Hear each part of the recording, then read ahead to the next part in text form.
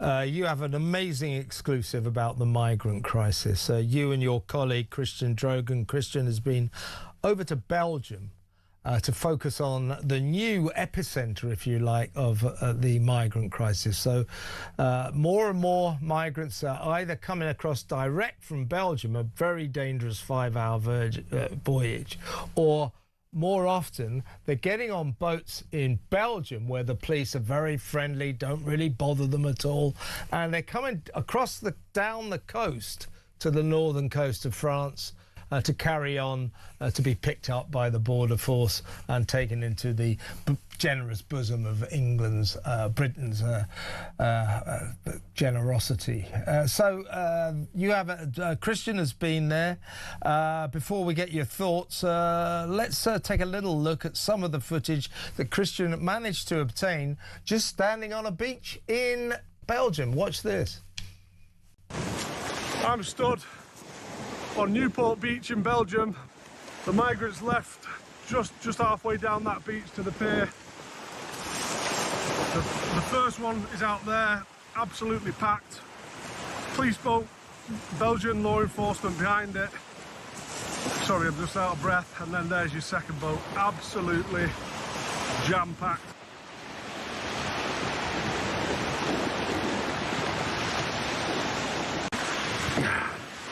There you go, off the coast of Belgium. There's another one now. That's the second one I've seen this morning.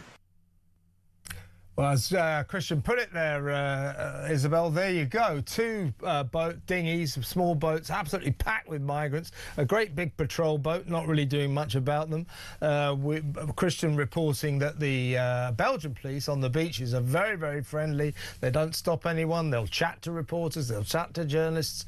But this is the new face of the migrant crisis. Rather than be intercepted by the French police, not very many, it doesn't happen very often, but around about a third of the time, the French cops, les gendarmes, do stop the migrants leaving. They're now going to Belgium, where they can leave, no questions asked. So quite a development. This is a really worrying new front in the battle against the small boats, the losing battle for Britain against the small boats. And we were very careful about what week we chose to go out to Belgium. We looked at weather forecasts. We've got a lot of contacts now, Christian and I, in the small boat rescue services and coast guards and so on.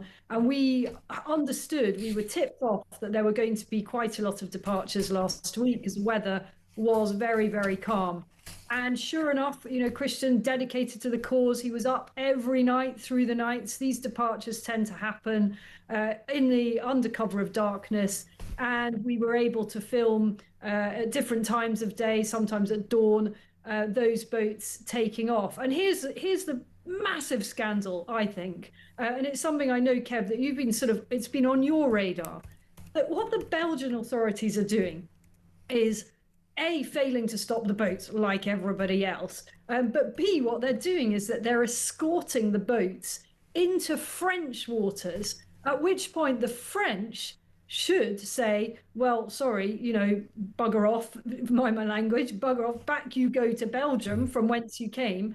But instead, the French are then triangulating this business and taking the migrants into English waters. Midway line. So the French, those honest brokers that we pay so many millions of pounds for, are actually aiding and abetting the illegality out of Belgium. What a lovely arrangement this is. How nicely it suits both the Belgians, and I have to agree, they were very friendly, very cooperative, unlike the nightmare gendarme in France. But, you know, this is all very convenient, isn't it, for the Belgians? They push them into French waters. The French push them into our waters. Who's the mug in all of this? Well, it's us, the British. It's us, yeah. They end up here in the promised land. Well, look, this is exciting stuff, Isabel. So you and Christian will be on over the next couple of days to complete this excellent report. This is an amazing development, folks. The migrant crisis just got a whole lot worse. They're now coming out of Belgium in their droves. Big thanks to you, Isabel, and we'll talk tomorrow. Isabel Oakeshott there, Talks International editor. Let's